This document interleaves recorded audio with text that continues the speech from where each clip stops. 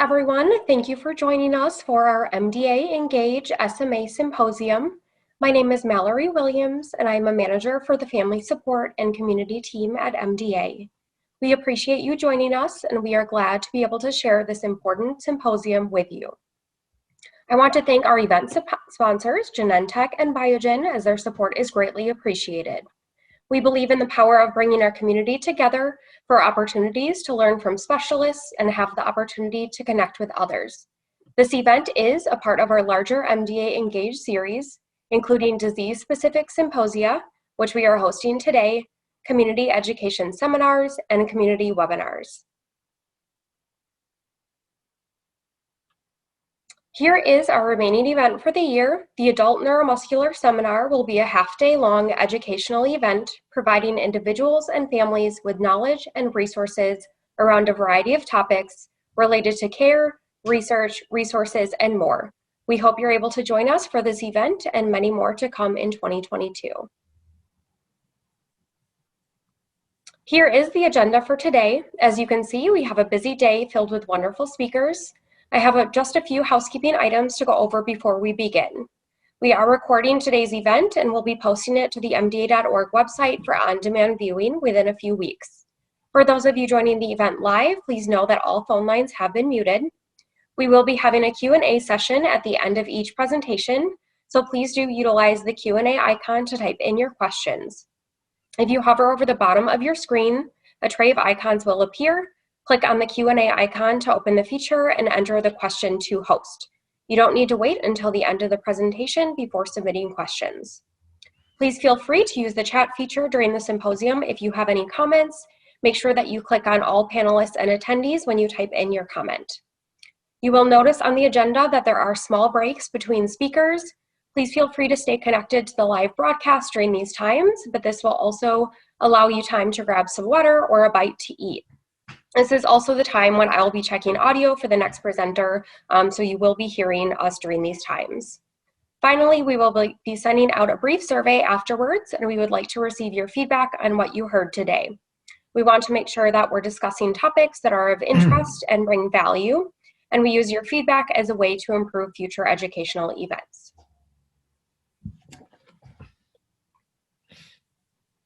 I will begin by introducing our first presenter. Dr. Hank Mayer is a professor of clinical pediatrics at the Perlman School of Medicine at the University of Pennsylvania and an attending pulmonologist within the Division of Pulmonology at the Children's Hospital of Philadelphia, where he is the medical director of the CHOP Pulmonary Function Testing Laboratory. For the last 19 years, he has been the pulmonologist in the Neuromuscular Center and in the Center for Thoracic Insufficiency Syndrome since its inception 12 years ago, and directs much of the outpatient and inpatient management of these patients. He has broad clinical interests, including managing patients with chronic respiratory failure, the pulmonary manifestations of neuromuscular disease, and assessing and managing patients with complex chest wall and spine disease. He's on a number of national committees and study groups involved in pediatric pulmonary function testing, the assessment and management of children with complex thoracospinal disorders, and neuromuscular disorders, on which he has lectured nationally and internationally and published a variety of journal articles and book chapters. With that, I will hand it over to you, Dr. Mayer. Thank you very much. Let me just pull up my slides here.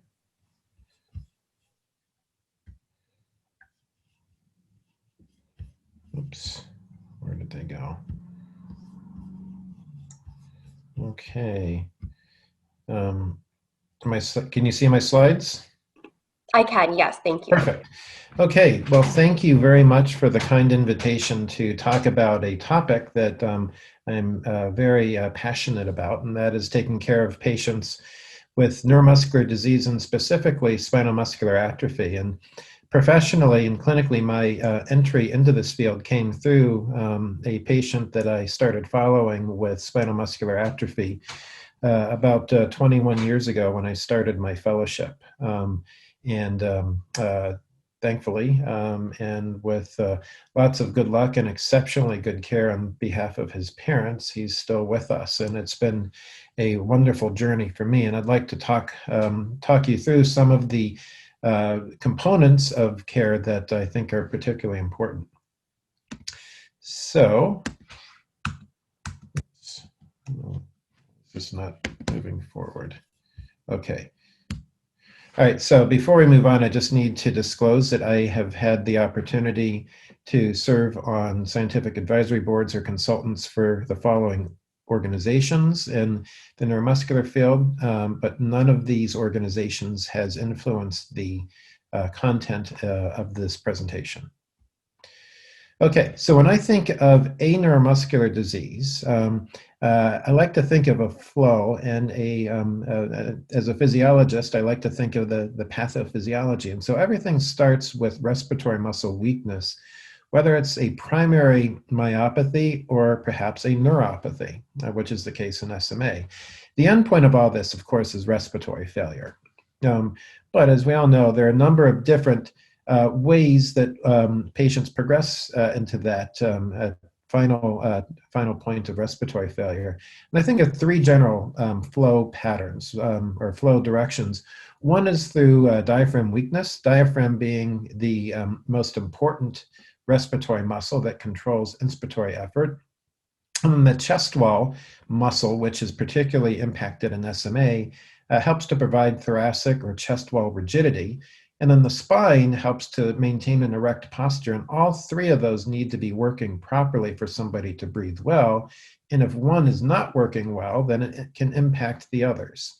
So let's look at this. So to walk through this, going from diaphragm weakness, obviously the diaphragm has a direct impact on whether the diaphragm is at a point where it can overcome respiratory load, meaning the work that has to be done to breathe in effectively. If you have a fatigued diaphragm because of an underlying neuromuscular condition, that means that that patient can tolerate less respiratory load and still be able to breathe effectively. Or said differently, they're at higher risk of having breathing difficulty under normal circumstances. So with the diaphragm weakness, that first and foremost leads to a difficulty with taking a deep breath in and then forcefully exhaling or coughing, which can then put one at risk for a pneumonia. And then, of course, when you have an acute infection, that can lead to further diaphragm fatigue.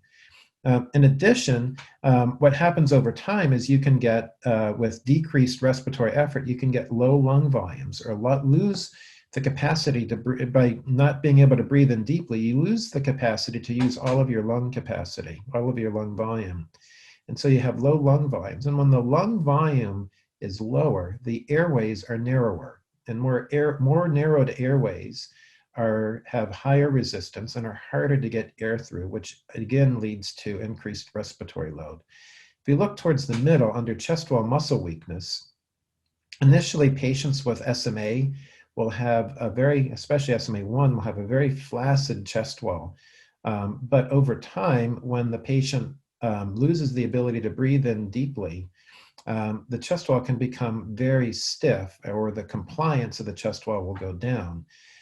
If the chest wall becomes stiff, that also leads to low lung volumes and increased respiratory load.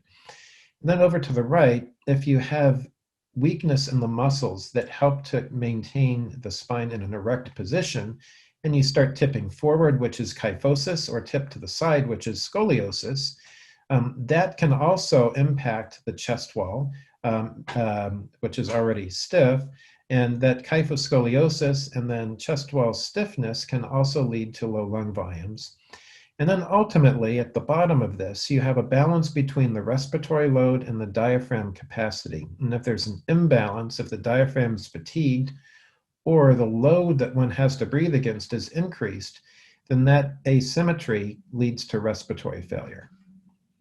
So there are a number of ways that we can support this. Of course, we can provide mechanical ventilation to support respiratory failure. But upstream of that, we can support airway clearance with devices that we'll talk about and therapies we can talk about later. Then also kyphoscoliosis. And I want to talk about some work that is being done in the pediatric world in that. And then, of course, most excitedly, the respiratory muscle weakness, the most upstream effect, is now being addressed, has been nicely addressed in SMA with the 3 primary therapeutics that are available. So let's move into talking about clinical interventions. And the first is airway clearance. And I like to start with this because of the things that go wrong in terms of respiratory effort, airway clearance precedes respiratory failure. And so let's talk about what's involved in doing proper airway clearance. And there are 3 distinct phases of coughing. The first, obviously, before you cough, you take a big deep breath in, so you fill your lungs up completely. And the idea of the importance of that is that the more air you have in your lungs, the more the alveoli fill, and they pull laterally on airways to help increase the diameter of the airways. And if you have an airway that's plugged with secretions, breathing in deeply can help to open that airway and get air behind it. And then you move into a compressive phase. And that happens as you start to breathe out forcefully using your abdominal muscles, and then to a certain extent augmented by the recoil of the chest, inward recoil of the chest. Now, almost immediately after that, about a quarter of a second after you start to breathe out, the vocal cords close for that first quarter second. And as you're breathing out, the pressure builds up in the lungs and the airways because the pressure's pushing on the lungs to compress, but the closed vocal cords are preventing air from leaving. And then after that quarter second, the vocal cords open up and you have an explosive or explosive phase with an explosive flow of air up the respiratory tract, taking debris and primarily secretions. Some have quantified what the bare minimum pressure is to properly clear airways. And in studies that were done in adults looking at the success of extubation and clearing secretions after extubation in somebody who's acutely ill, the minimum threshold for being able to do effective airway clearance is 160 liters per minute. And again, that's been done in adults, and that level has been used to a certain extent in pediatrics. So I'll talk about an alternate approach in just a moment. Okay, so there's a number of ways that you can compensate for poor airway clearance. Of course, you can breathe in more deeply, so provide inspiratory assistance, or you can breathe out more forcefully, providing expiratory assistance, or you can do both. And then in addition, there's some other accessory measures that can be used to help with airway clearance. So for inspiratory assistance, the approach that's taken is something called intermittent positive pressure breaths. Now, the device in the picture over to the right is really more for historical perspective. That's actually an old ventilator that when I started into this about 20 plus years ago was still used for applying a just positive pressure to help a patient breathe in more deeply. There are a number of other ways of doing this, including just providing pressure from a wall air source in the hospital. And there's also something called the Alpha 200, which is a device to do this that's used relatively commonly in France and some other European countries. In the US, we can use the cough assist to just apply a positive pressure. And as I mentioned, that helps to make the lungs inhale more deeply to increase airway caliber, and then you rely on the patient's expiratory muscle strength and the recoil of the chest to provide expiratory flow. There are other ways of doing inspiratory assistance that don't require a mechanical device. One is doing breath stacking, where you place a mask over the mouth and nose, and then what you do is you apply a pressure, allowing the patient to continue to breathe in more deeply. And that breath stacking goes on until the patient can't hold any more air in their lungs. And then they breathe out passively, or as forcefully as they can, actually. And then there's another fairly esoteric approach called glossopharyngeal breathing, where you augment inspiration by using the pharyngeal muscles to literally push air into the lungs. It takes quite a bit of expertise and patience to master master that technique. I haven't had any personal experience with it, but it's used more commonly in adult medicine. So these are three devices that I mentioned for inspiratory assistance. The device over to the left is for doing breath stacking. And I misspoke earlier, you don't have to have a pressure source. You can actually do this utilizing the patient's own inspiratory muscles. So what happens is that if you look at the device over on the left, there's one limb through which the patient can breathe in. There's a one-way valve. Air goes into the patient, but not out because there's a pop-off valve that prevents the patient from exhaling. And so the patient does a series of breaths in to fill their lungs, and then when they can't breathe in anymore, then we remove the mask and the patient can breathe out on their own as forcefully as possible. The device at the bottom right is the Alpha 200, which is a device that has a pump inside. You set a pressure, and then you can also apply nebulized medicine with the nebulizer down there at the bottom. As I mentioned, that's used quite commonly in France and some other European countries, and it just does an inspiratory pressure. The device in the center towards the top is the cough assist, and you typically use it by applying an inspiratory and then an expiratory pressure, but it can be used just to apply inspiratory pressure to help a patient breathe in more deeply. Parenthetically, we use the cough assist or use IPPV to do what we call lung volume recruitment, which is to help the lungs expand beyond the baseline level of expansion to help maintain aeration through the lungs and range of motion of the respiratory system. The respiratory muscles and the joints of the respiratory system. So for expiratory assistance, we can take a non-mechanical approach and do what we call a manually assisted cough. And what's represented here are two different approaches. The two images over on the left are just doing expiratory assistance by pressing on the chest. The two images to the right are pressing on the chest and abdomen. The top two images are at rest, where the patient's told to take as deep a breath as they can. And then at the bottom image, the patient's therapist pushes on his or her chest and abdomen to help them exhale more deeply. This is a perfectly effective approach. Parenthetically, Michel Toussaint, who is the author of the article that I obtained this image from, is really one of the leading figures in teaching manually assisted cough and other techniques for airway clearance. So in his paper, what he did was he looked at patients with muscular dystrophy, and then spinal muscular atrophy type 2, and then a variety of other neuromuscular conditions. And if we focus on the bottom images, if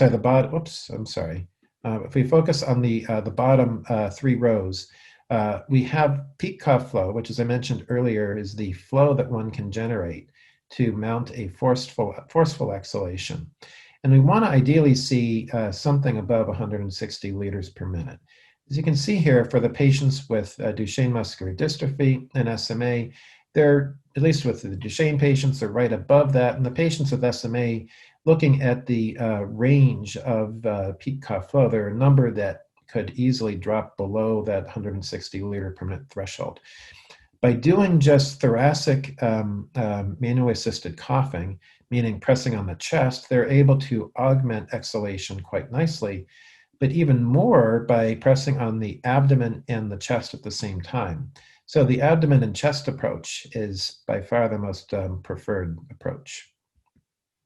So you can put both together, and so if you want to go without electricity, you can do breath stacking with a manual assisted cough, or the most common approach, at least here in the US, is to use a mechanical inexiflator or cough assist. Now, there are a number of other cough devices that are not the cough assist, just to be clear. As an example, using the cough assist, what we typically do is we apply an inspiratory pressure that ranges from 15 up to 50 centimeters of water, most commonly somewhere between 25 and 40 centimeters of water, largely based on patient tolerance. We hold the inspiratory pressure for at least 1 to 2 seconds after it reaches the pressure. So ultimately that ends up being about 3 seconds. And then we shift to expiratory pressure immediately, also at about the same pressure as the inspiratory pressure. Then once it reaches the target pressure, hold for 1 to 2 seconds, okay?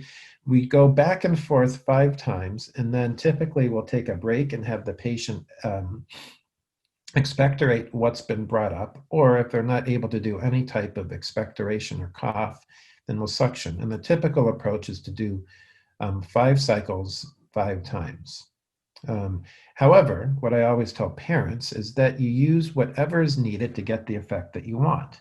If you think about it, when you have mucus to cough out, you cough until it's out, and you don't cough a set number of times. And eventually, patients and parents are able to recognize that and then modify the treatment based on what the need is.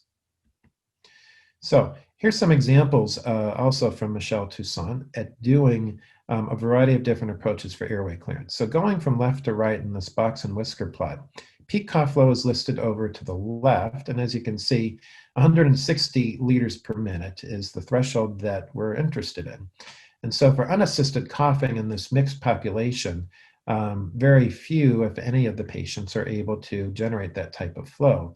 By doing manually assisted cough or cough with breath stacking, so expiratory assistance and then inspiratory assistance, you get some increase, but not statistically significant.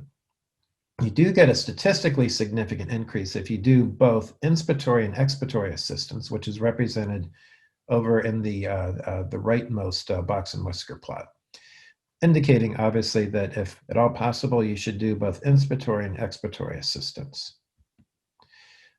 This is from Michelle Chatwin, who's from the UK at Great Ormond Street Hospital. She's a physiotherapist, and she showed something very similar, going from unassisted coughing to coughing done with expiratory assistance, non-invasive ventilation, and then expiratory assistance. There was no significant change in the peak cough flow. However, if you did both inspiratory and expiratory assistance, represented in the rightmost image, you can get a significant increase in the peak cough flow. So I want to move into another component of airway clearance called mucus mobilization.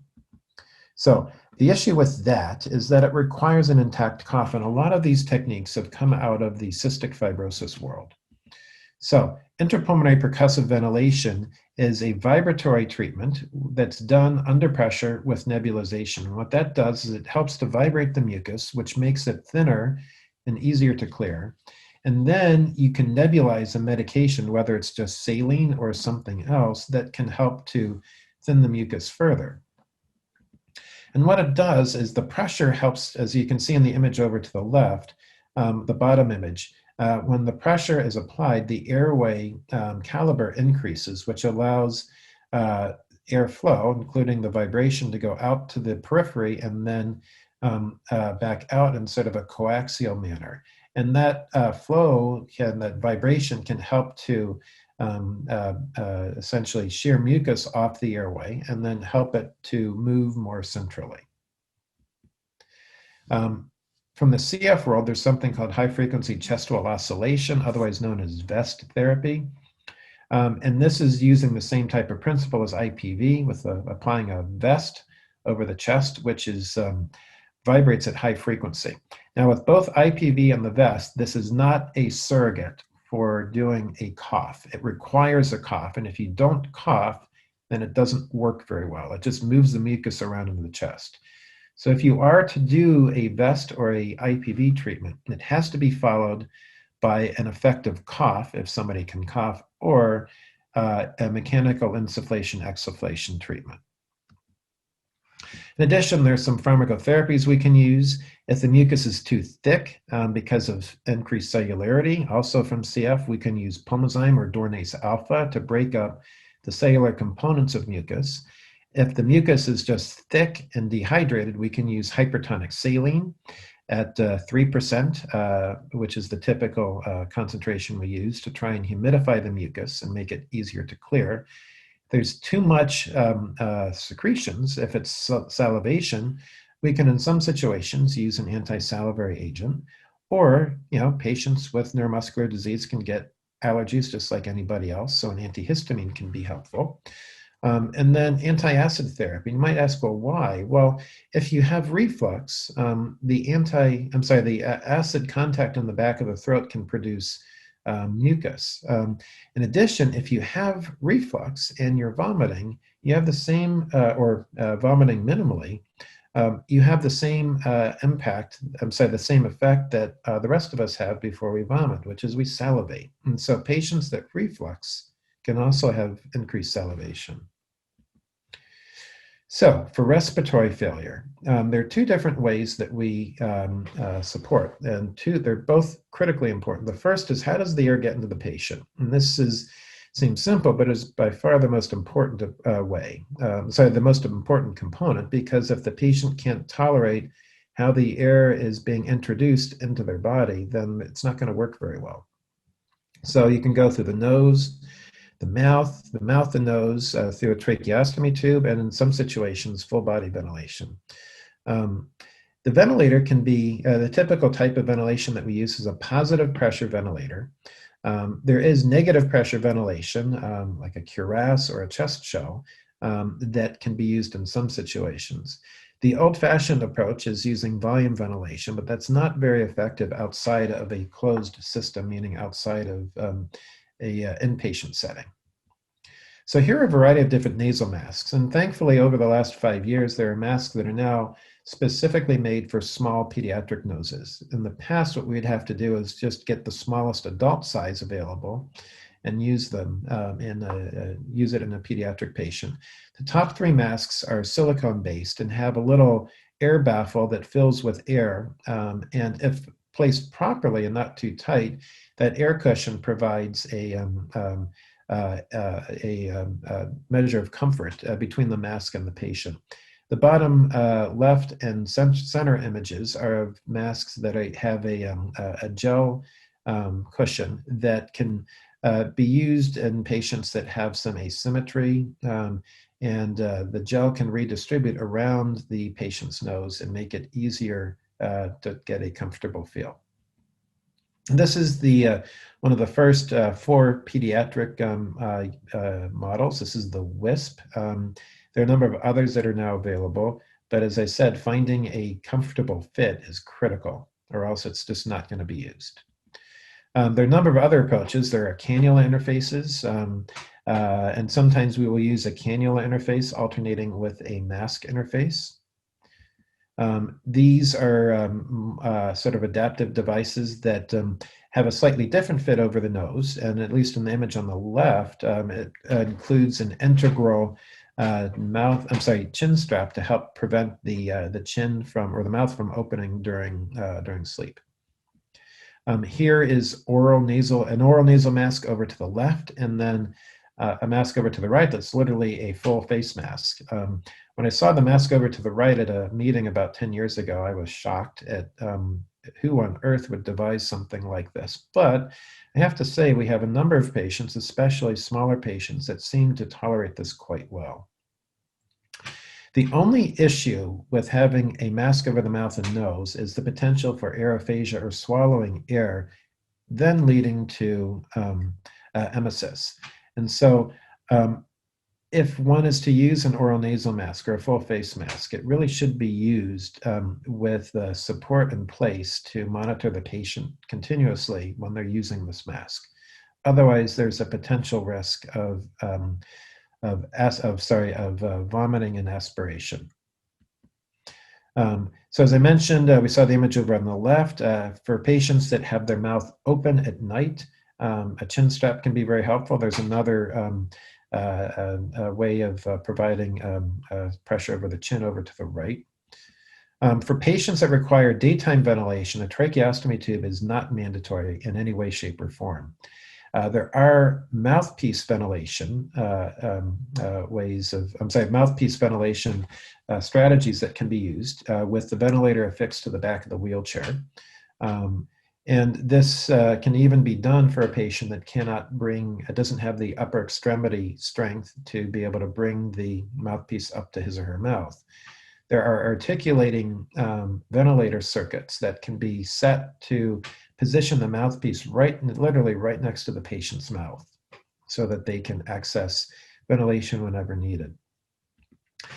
This is another approach using the Hillrom Trilogy ventilator with the integrated articulating arm circuit that can be affixed to a wheelchair, or in this situation, affixed to a desk.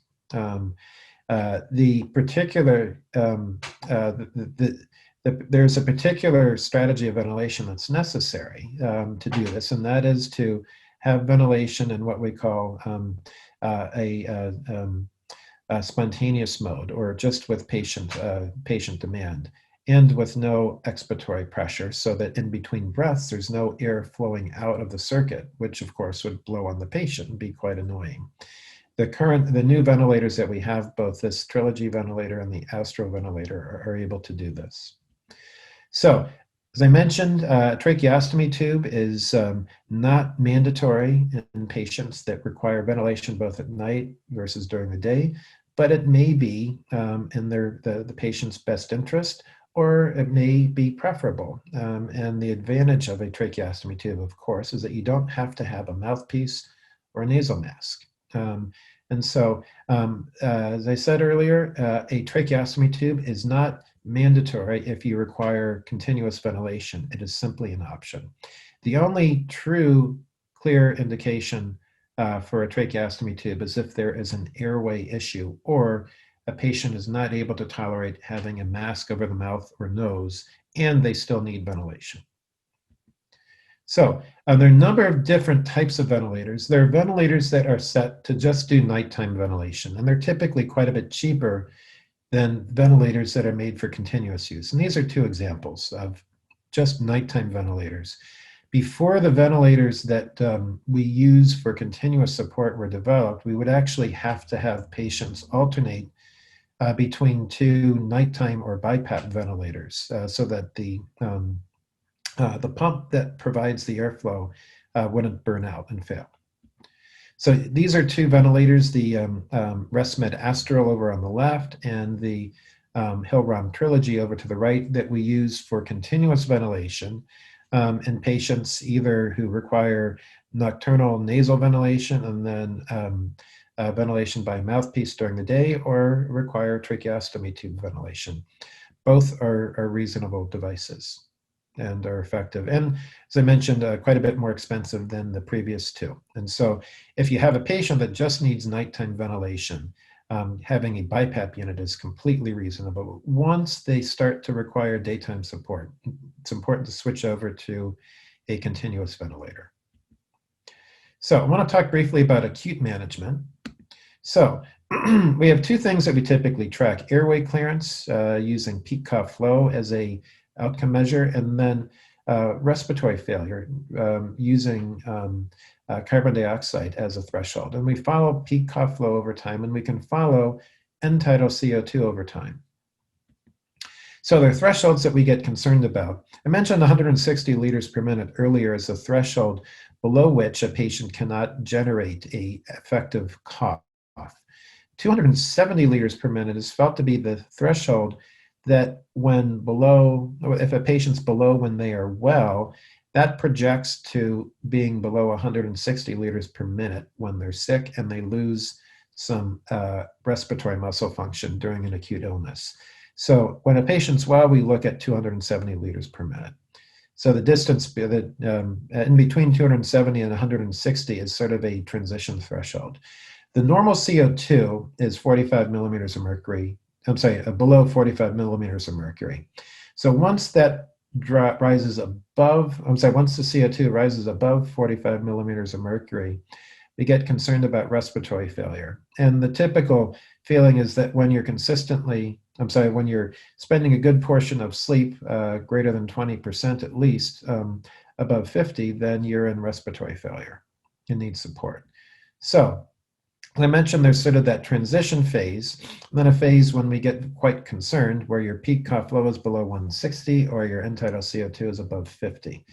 Now, what's important to remember is that even if you have normal peak cough flow or CO2, during an illness, when you have acute weakness, your capacity to cough or ventilate can drop out of the normal range. And it's important to remember that, because if you have a patient that comes into the hospital and he or she is not on support, they can start being on support or start needing support during that acute illness. And so you have to get past where the patient's baseline is and treat them for what they need, and be aware of that they can have an initial new need for airway clearance and ventilation during an acute illness. So the approach that we typically take for doing acute management during an acute illness is first and foremost increasing airway clearance with the cough assist to expectorate mucus, and supported with chest physiotherapy or some other type of physiotherapy such as IPV, intrapulmonary percussive ventilation, and suctioning. If we need more help, then we can do nebulized saline, either normal or 3%, to help hydrate mucus, and then albuterol if we feel that there might be a component of bronchoconstriction. And once it's felt that the patient may have an acute illness, especially if it's felt that it could be bacterial, then you want to treat that with an antibiotic, of course. For ventilation, the most important rule is if you have a patient with neuromuscular disease, whether they have known respiratory failure or not, do not start oxygen without checking the CO2 and confirming that the patient is not in respiratory failure. If they're in respiratory failure and they're hypoxemic, you need to start with supporting ventilation. And then once ventilation is initiated or increased, if the patient's already on ventilation and the patient is still hypoxemic, that could be due to mucus or secretions in the lungs. And in that situation, it's reasonable to start additional supplemental oxygen. So oxygen should be the second thing applied after ventilatory support. Very important to remember. So I want to finish by talking about chest wall and spine disease. So patients with SMA start with a normal looking chest. This, in fact, is one of my patients with SMA at about 2 years of age. What can happen, however, is that with progression, patients with SMA have a rotation of the ribs downward, making the ribs almost vertical, narrowing the chest, and then causing significant scoliosis. Duchenne muscular dystrophy has a similar outcome, though the chest typically is maintained in a more normal position with no rib cage decline. So this is a story of my patient, and at 4 years of age, you could see the rib cage narrowing. So the rib cage collapse that typically happens in SMA. It progressed between 4 and 5 years of age, and it came to the attention of one of my orthopedic surgery colleagues, Dr. Robert Campbell, who has spent his career addressing complex chest wall and spine deformity. And so Dr. Campbell saw him at 5 and then followed him until 6. And then you can see the rib cage collapse, the bell-shaped contour of the ribs of the thorax, progressing to 7 years of age, with also a kyphosis, which stretches the diaphragm over the abdominal contents, and that decreases the radius of curvature of increases the radius of curvature of the diaphragm and makes it less mechanically efficient. Translated, that means it doesn't work as well. And so that's important to keep in mind. And so at this point, Dr. Campbell tried to convince the father that it was important to go ahead with surgery to try and support the thorax. And even in this situation, the patient didn't have scoliosis, but had kyphosis, and it was important to address both of those. So Dr. Campbell came up with this approach using a device called the vertical expandable prosthetic titanium rib, which he designed and got out to market, which is represented over to the right. It has a rod, and then on the bottom end of the rod, there's a sheath with a another rod that feeds into it and can be expanded over time, allowing for proper growth. Dr. Campbell made a modification with outrigger devices to go out and attach to the ribs to elevate them. And this is the outcome. So you can see, comparing the images from 7 to 8 years of age, that the upper ribs were elevated, and the patient was able to maintain a more erect posture, making the diaphragm have a more normal curvature. As time went on to 10, 12, and 14 years of age, unfortunately, the patient did get some scoliosis, and some spinal rotation, and the left thorax, the left chest did collapse a little bit, but certainly nowhere near what could have been the case if things had progressed. And you can see the impact of that thoracic deformity here, where you can see collapse of the left thorax, left chest, which is represented in the right to the right of the chest CT images over on the left. So I think this is a very helpful approach, but certainly not perfect and worthy of further evaluation. This is the lung function that we had over a number of years for this patient, starting from vector insertion and correcting scoliosis, correcting the chest wall deformity back in 2011. And unfortunately, the patient's lung function, the vital capacity, continued to decline, and that's because the patient still had SMA. And this does not treat SMA, obviously. It tries to prevent some of the morbidity associated with it. So with that, in conclusion, neuromuscular disease involves a progression of a number of different components, all leading to an imbalance between the capacity to breathe in deeply and overcome the load on the respiratory system. And there are different strategies for supporting the respiratory system when it's deficient in some way. And then most importantly, it's really critical to recognize a change in status and the need for increased support, and then being aggressive in starting it. And so before I conclude, I just want to say that unfortunately today I had a bit of a conflict that has some applicability. One of my SMA 1 patients, who's now 14, is having his bar mitzvah today, and unfortunately wasn't able to attend, but it caused me to pause and think about where we've come in our ability to take a condition that was fairly universally fatal a number of years ago, and even before the 3 pharmacotherapies available, can, with a lot of hard work on the patient and the family's behalf, help to shepherd a patient through childhood to a life accomplishment that's really certainly not something that was within the realm of expectation when this child came to my attention. And so with that, I will conclude, and I will stop sharing my slides and be happy to entertain any questions you might have. Thank you so much for sharing and discussing the respiratory needs, interventions, and management for patients with SMA, Dr. Meyer, and how wonderful to see the remarkable progress that's been made to really allow for a more independent and remarkable life for these patients. As you said, we will move into Q&A as we do have a few minutes here. So if you do have any questions, please do utilize the Q&A icon to type in those questions.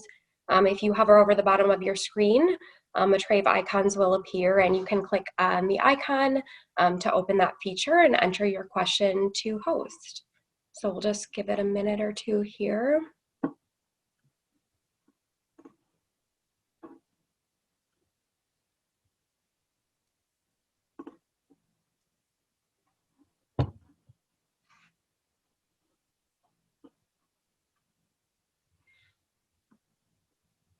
You might have stumped them. I don't see any questions yet.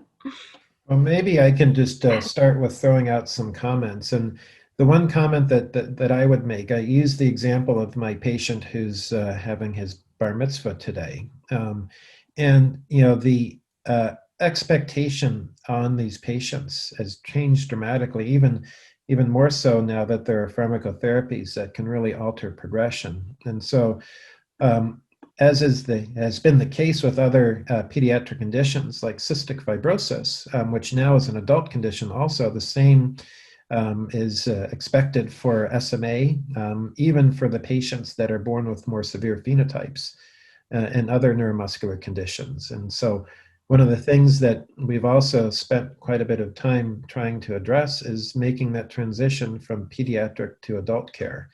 And that's a challenge that takes a good bit of planning, but one that certainly is critical and worthwhile, and a clear indication of the successes that we all as a neuromuscular community have been able to make. Thank you so much for adding that.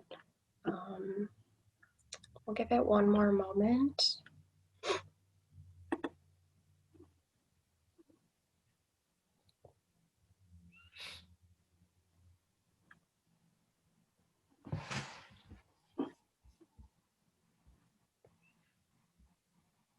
All right, well, due to time and with that, I don't see any, oh, I do see a question. Let's see here. We do have a question. Do you feel scoliosis is inevitable? In the old world, yes. In the new world, not so sure. Typically, patients with SMA1 would have a bilateral collapse of the thorax, sort of a bell-shaped thorax. And if they're able to spend time upright, could also develop a pretty significant curve. Patients with SMA2, because they're more upright, typically have had scoliosis, and patients with SMA3 more times than not did not. Then once nusinersen and then Zolgensma and then risdiplam were introduced, the general feeling that I have, and I think many others in the community have, is that there'll be sort of a phenotype shift. So patients with SMA2 will likely not have the same scoliosis. Whereas patients with SMA1 who now have an expectation to be able to sit upright will probably might have much more significant, much more common scoliosis. And because SMA1 is the highest incidence, the most prominent subtype of SMA, there probably will be a net increase in the number of patients with SMA who are developing scoliosis because they're surviving and being put in a position to develop it. And so, as was mentioned earlier, I have another very strong clinical interest in chest wall and spine deformity and assessing it. And there's a lot of interest in figuring out the best, most effective approaches to managing it in neuromuscular disease, in particular SMA. Great. We do have two additional questions that we should be able to quickly get through. So just to kind of follow up on that previous question, do you have any notes on the best way to avoid, for as long as possible, scoliosis? That on the surface you would think would be a simple question. In patients that don't have SMA, trying to prevent scoliosis can be done with positioning, sometimes using bracing. And doing external bracing in SMA has become quite controversial because the intercostal muscles are quite weak. And if you push on the chest to try and straighten the spine, you have the potential for making the chest worse. There's some devices, some bracing devices that are used that minimize the pressure on the thorax, on the ribs themselves, and go from the hips up to the upper chest, sort of underneath the armpits, and try and straighten things straighten the spine without applying pressure. Beyond that, I suppose in the current situation, doing some core muscle strengthening could provide some assistance. But it's really related, so the cause of scoliosis in SMA is really because of the core muscle instability, and in particular, the intercostal muscle weakness. And if that can be strengthened by physical therapy, that could potentially help also. I don't think we have enough experience to say for certain. Great. And then lastly, see here. Do the rods that correct the rib cage, does this help correct some of scoliosis? It's sort of a two-part process. The more medial rods that are right along the spine correct the scoliosis.